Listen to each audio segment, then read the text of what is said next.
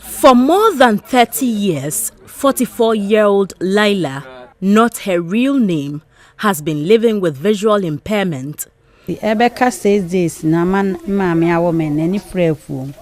To me, well, who many muda 44 years or no, Tiasi. To me, so many are 10 years, they call 11 years now. Namen so many, a shas, yes, Apollo. Di me shefi din ra hodo gu so na msa na ma me ni ahodenti di say no no gu many so many say. Although life has not been rosy, she tells me her life had meaning until that fateful day when she was raped by someone she had no idea about. Ono papa no obe for so many me die. Obeda de me dakro no ne me die ti me na me ni misahwensi ti me bosome ne son ye no me hunu hwe e wo me ho ne se me dinyinsan akwalawe me nso me stress bi a me nyinsan wie ye metima aka moje etesegu. Okay, but meti nipa krono patrol we de be personal kakra but fashe nipa krono na unim no me pacha me ankasa me nhye den nimu no me ankasa me nhye den nimu no say nipa asemesi ena nipa we na obeye mesade no. According to Laila, 2 months after the rape incident, she noticed some changes in her body and visited the hospital for checkup, only to be told she was pregnant and had contracted HIV. Laila is convinced she contracted HIV from her rapist because she had not been diagnosed previously with the condition. Ashama community na mekoe. Eho no mko me ma me call live no mko say saya de no ewo moje no. Menem. 2 weeks ago, she gave birth to a bouncy baby who unfortunately was also diagnosed with HIV. Health experts have indicated HIV can be transmitted from an HIV-positive mother to her child during pregnancy when the fetus is infected by HIV crossing the placenta or through an infected mother's cervical secretions or blood or during breastfeeding. Although there are interventions to prevent mother-to-child HIV transmission through several strategies which cover the entire period from pregnancy to infant feeding, Laila did not notice she was pregnant at an early stage and started antenatal at a point when the fetus had already been infected. Drowned in tears, she tells me she used to beg for alms in vehicles and was a member of a physically challenged singing band that sang at vantage points to make a living for herself. But now, she had to stop and stay home to take care of her baby and herself, bringing an untoward hardship to herself and her baby. Esa abrabom nye. Abrabom de nye eneje ni abrabom. Me ankasa ma abrabom de me ni ensomdwe wom. Fi se me obi ekura anka sebe ma me kura nso ho oden kura anka ebi obeso me mu na onso atese me a metibia imu bia no ntimi abrabom nye eden pa.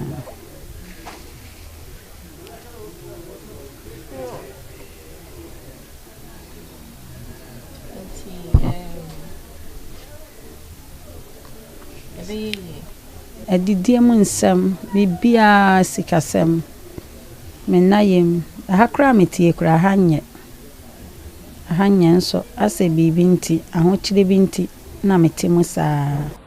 Approximately 6 women are likely to be raped every week, according to a 6-year statistics from the Domestic Violence and Victim Support Unit (DOVSU) of the Ghana Police Service, released in 2017. Crime rate across the country, according to the Ghana Police Criminal Investigations Department, also increased marginally in the first quarter of 2018. These staggering figures and the sad story of Laila made me wonder what the Department of Social Development under the Ministry of Gender children and social protection have been doing to ensure the safety of women, especially the more vulnerable ones with some forms of disability. If the person has been raped, this one you have to report to the police, but unfortunately she couldn't even find the person who did that. So it's going to be a difficult thing. So most of the times when people have challenges, they need to go to the social welfare office to tell them about the problem that they are facing. And then the best way we can also, whatever we can do to help the person, we are able to do that, assist you, do referrals. Sometimes it's not us who can even do that. We can do referrals.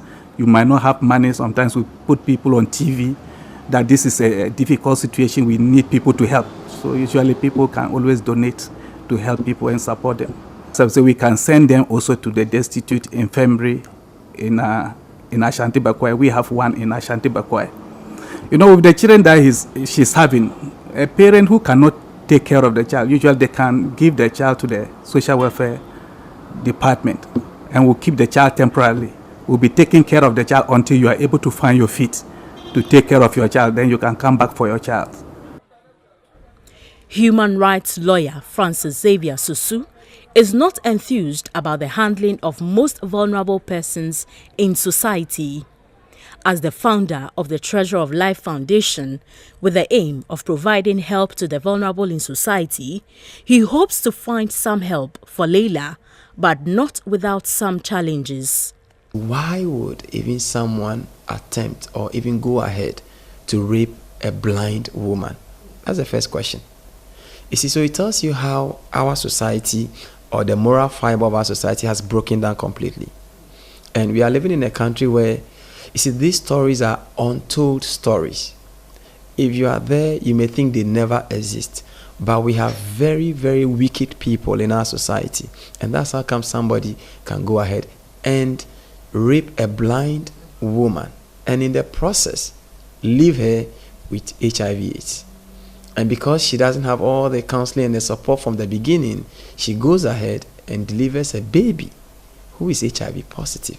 That every single life counts. Every life is important. God is interested in every life. And as a state and as a country, we should be interested in every life. And that is where our concern really lies. Unfortunately, we are unable to identify who the assailant is. Otherwise, we would have ensured that that assailant definitely ends in jail. But unfortunately, we can't identify that assailant. So the best we can do now is to provide the necessary support, the necessary help for this blind woman and the child so that they can get out of that condition. Leila and her newborn baby now live on antiretroviral drugs daily for survival, while battling financial and economic hardships.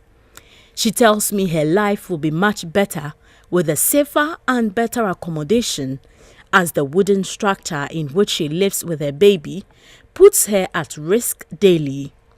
She also hopes to join a singing band or form one again with her musical instruments, which are being kept somewhere for her by a good Samaritan.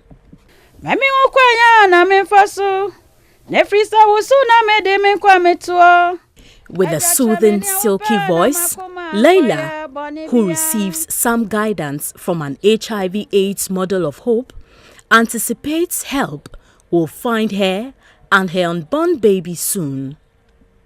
Eradi ujiji bimonsu kamio nesmore ya drome okwanyi warime ejama diswa yemi Alice Ayite, GH1 News.